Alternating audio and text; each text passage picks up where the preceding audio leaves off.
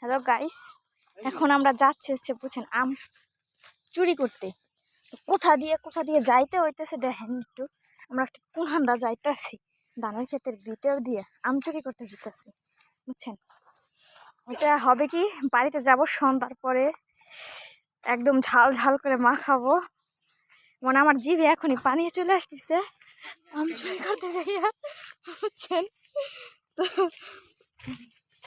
ওই এলাম গের ওই যে ওই ওই ওই দেখা যাইতেছে যে ওই ঘের থেকে গেছে আম চুরি করো বুঝছেন। দাঁড়ান দেখা যাক কয়টা কি পাই।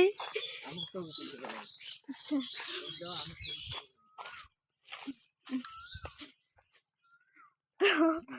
এমন রাস্তা আমার আটতেই আমার কষ্ট হইতেছে এর মধ্যে দিয়ে। তো ভালোই লাগতেছে ধান ক্ষেতের মধ্যে একদম অন্যরকম একটা পরিবেশ।